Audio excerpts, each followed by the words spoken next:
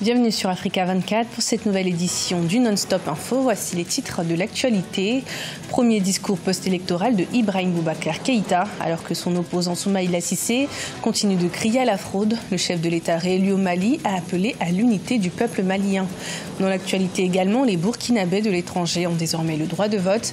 Avec la nouvelle loi électorale, ils sont en mesure d'obtenir des cartes d'identité nationale afin de participer au scrutin présidentiel de 2020. Et puis en Angola, 5 ans après sa construction, le bilan de Quilamba Kiaxi, l'une des 5 villes construites par la Chine, est mitigé. Plus de la moitié des logements restent inhabités. Réélu à la tête du Mali, le président Ibrahim Boubacar Keïta a tenu son premier discours post-électoral.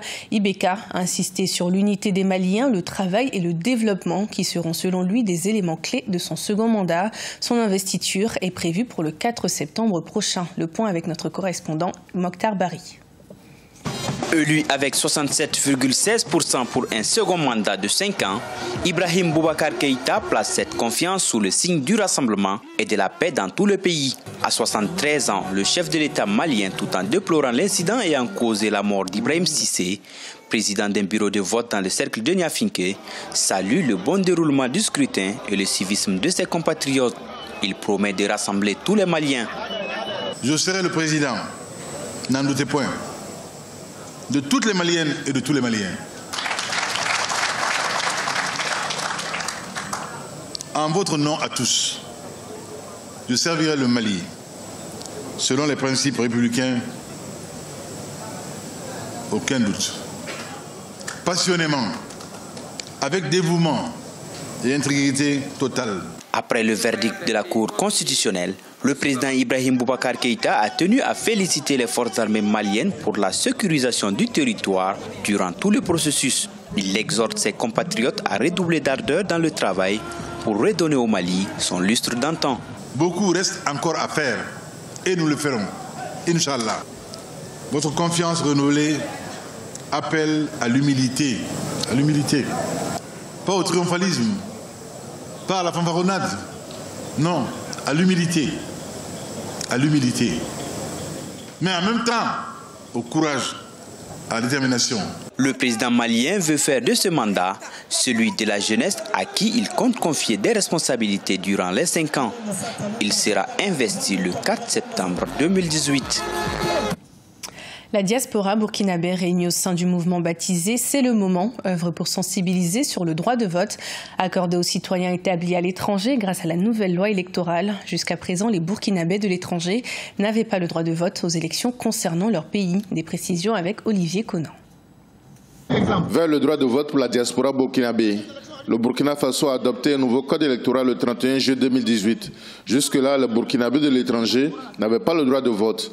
Les responsables de C'est le moment, du nom d'un mouvement créé par des leaders de la diaspora au Ghana, en Côte d'Ivoire et aux États-Unis, ont entrepris de sensibiliser leurs compatriotes sur le nouveau code électoral qui prend en compte leurs droits de citoyens à part entière. Depuis les indépendances, donc depuis que le Burkina Faso existe, nous n'avons jamais eu l'occasion de participer au choix de notre président.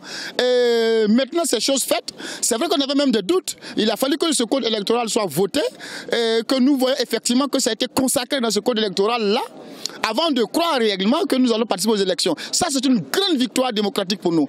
Les Burkinabés de la diaspora sont également satisfaits de l'aménagement des documents de vote. Ils pourront voter avec la carte nationale d'identité burkinabé et le passeport en remplacement de la carte consulaire. On a obtenu le droit de vote et puis ceux qui n'ont pas la carte nationale d'identité burkinabé, les gars vont se déplacer au Burkina pour venir établir ici. Et puis, bon, pour le lieu de vote, ils vont multiplier ça aussi. Bon, c'est une bonne chose pour nous. On nous a dit qu'on va aller aux élections. C'est notre objectif. C'est ce qu'on visait fort longtemps. Pour l'affaire des papiers qu'on sort là, nous, ça ne nous regarde pas. On va aller aux élections en 2020. C'est accordé, on doit fêter pour ça. La diaspora burkinabé dans le monde est évaluée à plus de 10 millions de personnes. Selon le mouvement C'est le moment, en Côte d'Ivoire, la communauté burkinabé est forte de 4 millions de personnes. Quilamba, c'est le nom de l'une des 5 villes construites par la Chine en Angola entre 2011 et 2013. 5 ans après la livraison, le bilan est mitigé. Le projet ambitieux a prévu 500 000 logements et actuellement, seulement 100 000 sont occupés. Voyons les précisions de Solène Duplessis. Kilamba, ville nouvelle située à 30 km de Luanda, est aujourd'hui l'un des plus grands quartiers résidentiels du pays. Un complexe immobilier qui fournit des logements à plus de 100 000 résidents, des appartements modernes et confortables qui améliorent les conditions de vie des habitants. Comme la famille Santos qui bénéficie d'un logement de 120 mètres carrés avec eau courante et électricité dans un pays où le taux d'électrification en zone rurale est d'environ 8%. À l'époque, je vivais dans des conditions précaires, dans un logement loin de la ville. Mais mes revenus ont augmenté, donc j'ai pu déménager dans cette nouvelle ville et ma vie s'est considérablement améliorée. La ville nouvelle de Kilamba, inaugurée en 2011, était à l'origine une promesse de campagne de l'ancien président angolais, José Eduardo dos Santos.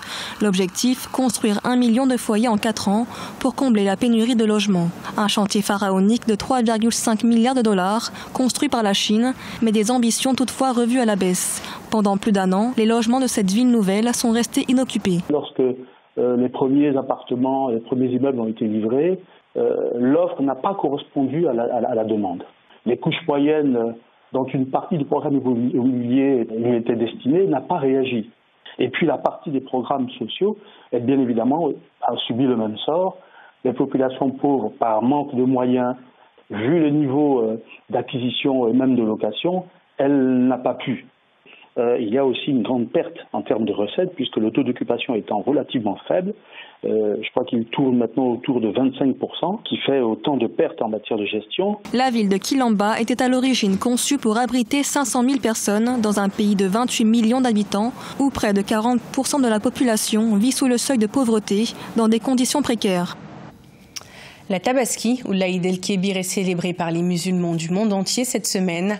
À Dakar, l'achat du mouton, essentiel pour une Tabaski réussie, s'est fait dans les marchés. Une aubaine pour les commerçants qui profitent de cette période pour réaliser leurs meilleurs chiffres. Voyons ce reportage de El Hadji Ndiaye.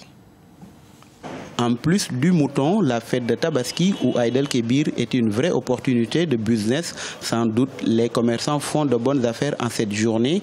Même les vendeurs d'accessoires comme les couteaux et autres se réjouissent de la bonne marche des affaires. Pour moi, grâce à la vente de couteaux, j'aurai de quoi compléter pour acheter un mouton. En cette période, c'est un business qui marche très fort. La tendance des chaussures pour cette année, c'est le talon carré. Les clients n'achètent que ces modèles. Jusque-là, j'arrive à écouler les marchandises. La Tabaski est aussi un moment où les ruraux qui travaillent dans les villes retournent vers leur village pour la fête. Les transporteurs aussi voient leur chiffre d'affaires augmenter sensiblement, ce qui n'est pas du goût des clients. Moi, je quitte Koloban pour aller à Touba, mais les prix sont excessifs, de 1500 à 3000 francs CFA. Du côté des marchés de légumes, certains Sénégalais déplorent des hausses opérées sur les prix de certains produits. De la pomme de terre, les prix du kilogramme se sont vus doubler ou tripler. Pour rappel, la fête de l'Aïd el-Kébir est prévue au Sénégal mercredi 22 septembre 2018. De la culture à présent, en RD Congo, l'élection présidentielle à venir et la vie politique du pays sont des sources d'inspiration pour l'artiste Kachum Tembu, surnommé Cash.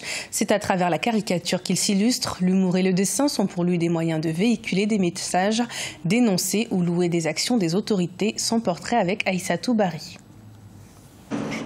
C'est dans son studio ici à Kinshasa que Kachum Tembu fait exprimer tout son talent et sa passion pour les dessins. Il utilise la satire et la comédie pour illustrer l'actualité politique. Cette fois-ci, son attention est portée sur les manquements et autres défis du processus électoral de son pays à la veille d'une élection présidentielle. Et moi, je crois que si on a un minimum de sens de responsabilité, c'est de faire que ces élections se passent dans un climat acceptable. Puisque si ces élections ne sont pas bien organisées, elles peuvent être les déclencheurs de l'explosion générale. Et ça, il ne faut pas le souhaiter.